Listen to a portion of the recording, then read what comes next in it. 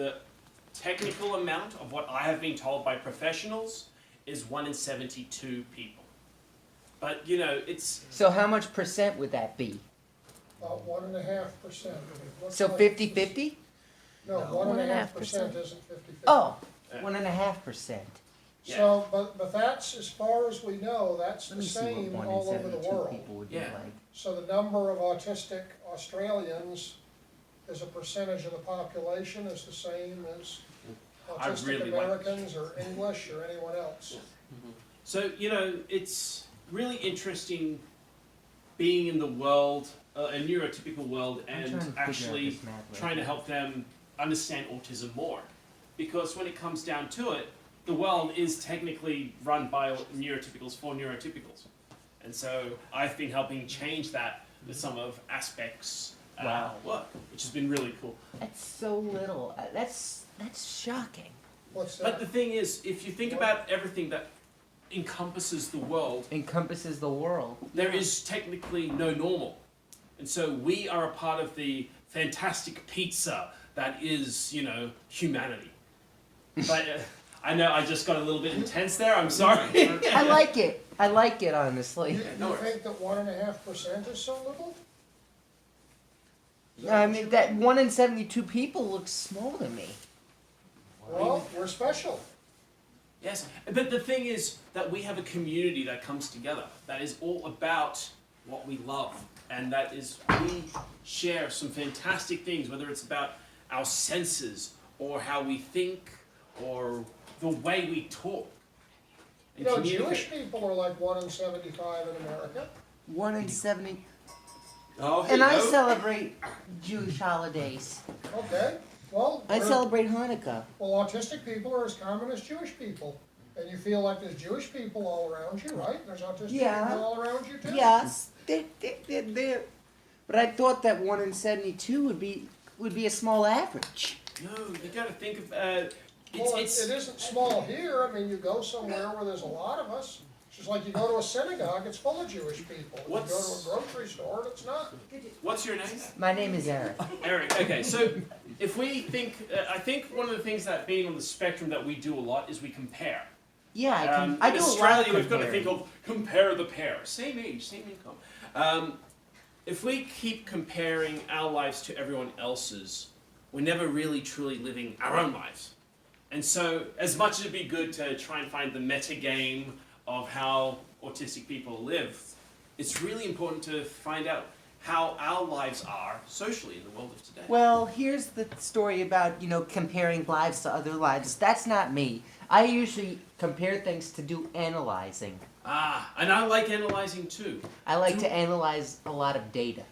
That's what I mean by comparing and contrasting things. Maybe we can do US, some it's 1 in analyzing 59. after. Do we have any other questions?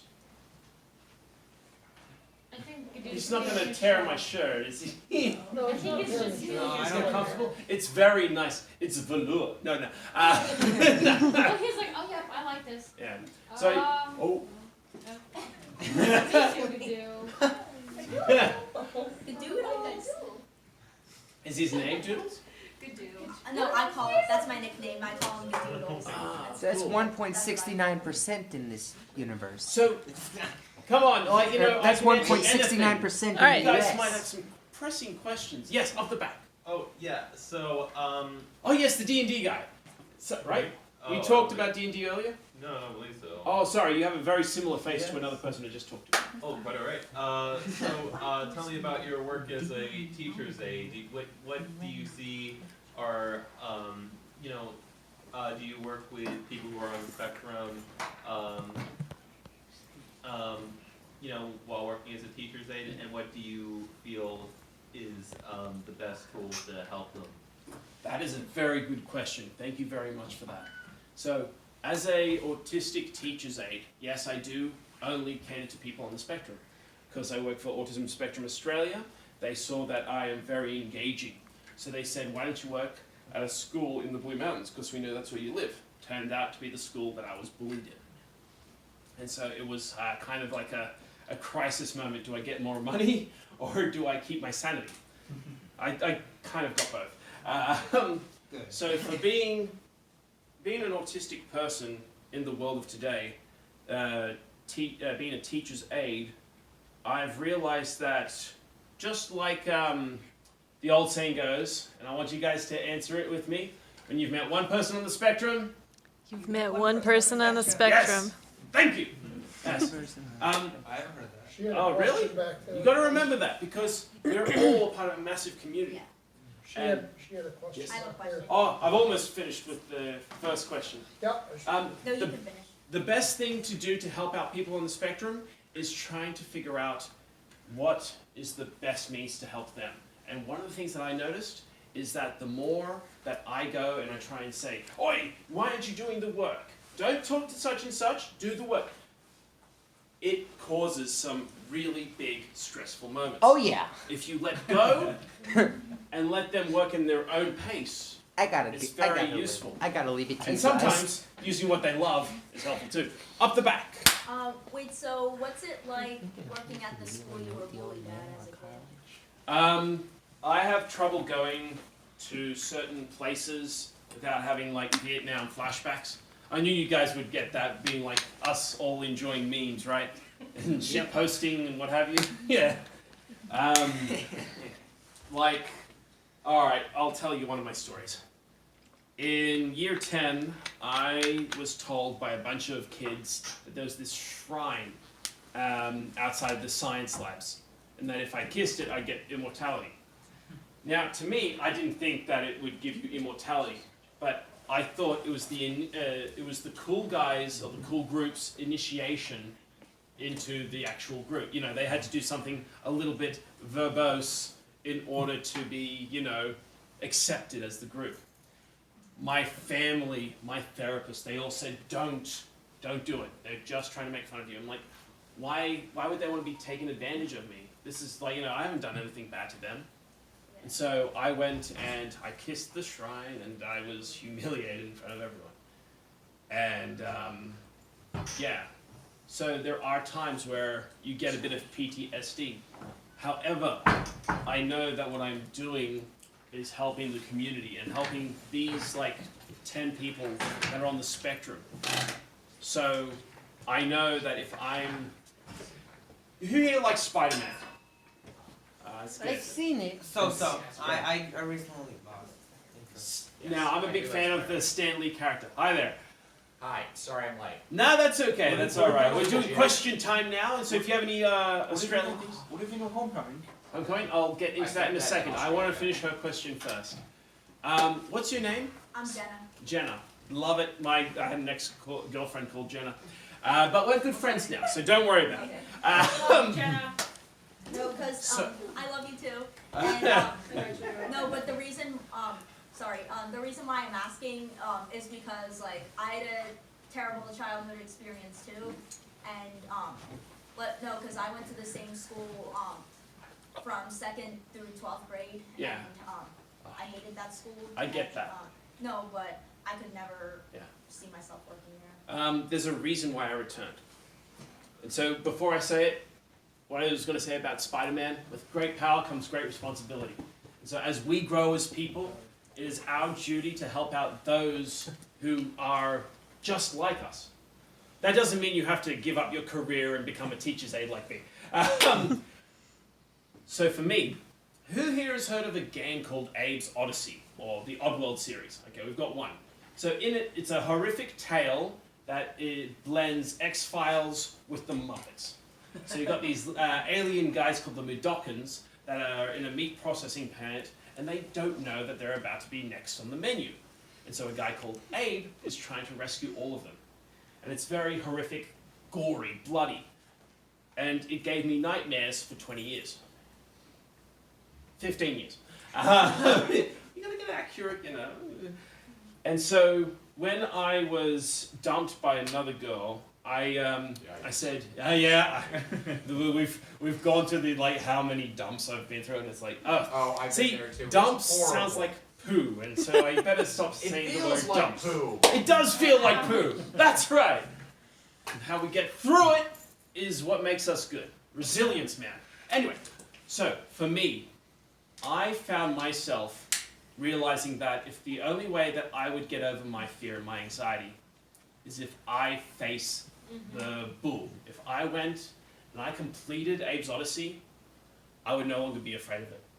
And I went through murder after murder in this game. I just kept dying, and it was like, Jesus Christ. My younger brother was sitting next to me going, "You died again, Thomas." I'm like, shut up. But together, with my little help of my people who cared for me, I managed to not only complete it, but I bought the next game, and I completed that too. I kind of like the series now.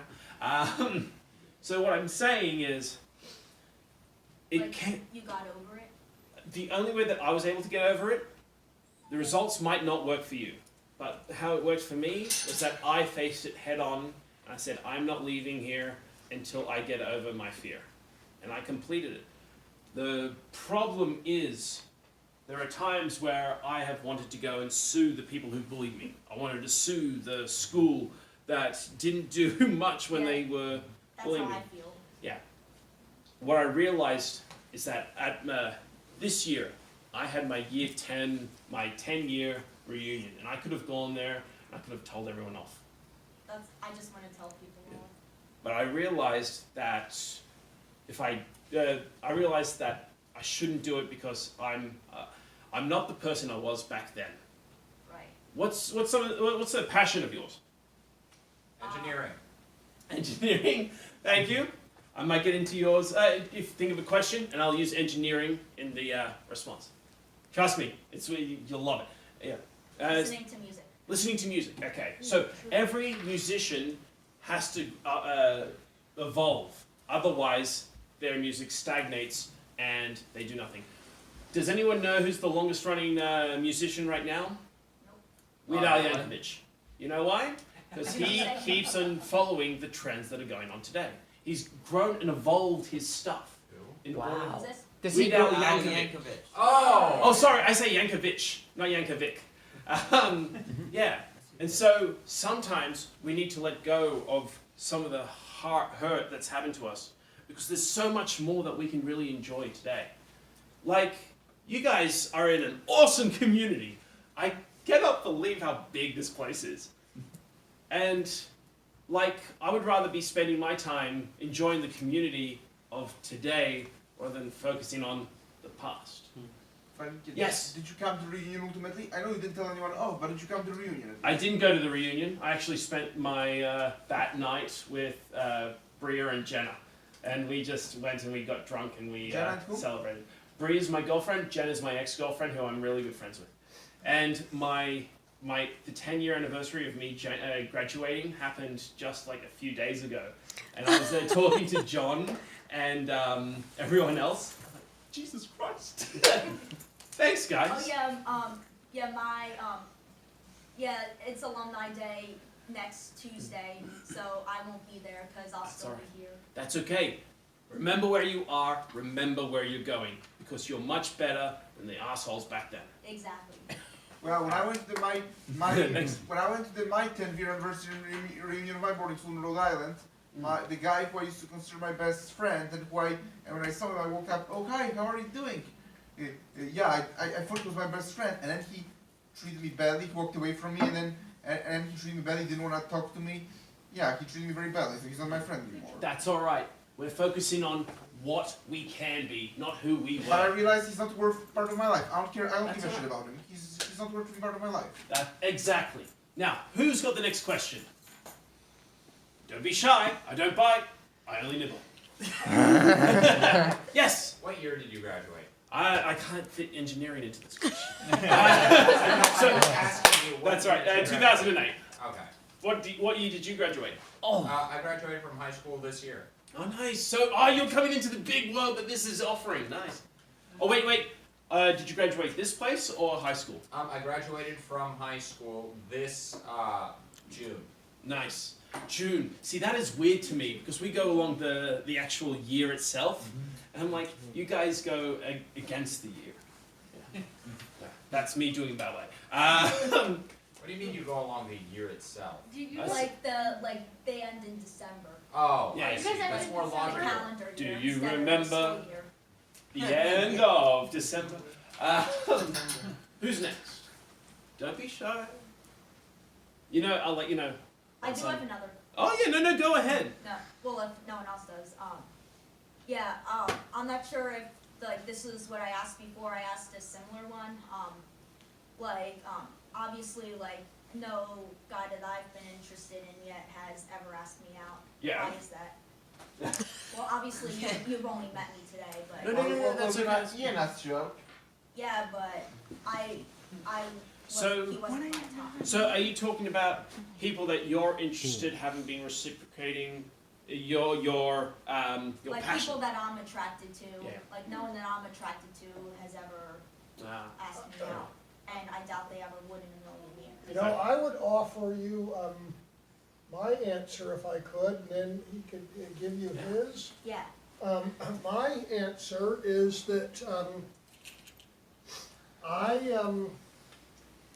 I had a girl that I thought was really sweet when I was 13 years old and I was in homeroom.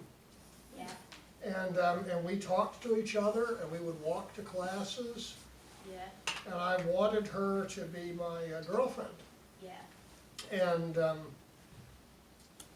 but I saw people like holding hands and going to dances and stuff, and I couldn't figure out how to do that. And Wow. I couldn't figure out what to say to her. Like what mechanism to use to get a relationship started? Yeah, I couldn't understand how you got that going.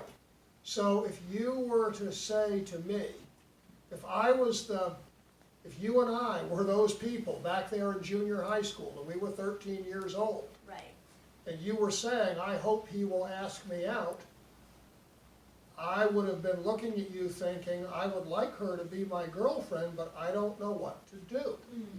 And you know, it's easy to think, well, it's obvious what to do. Well, it wasn't obvious what to do because I would have done it. You know what I think it And I is? couldn't figure it out.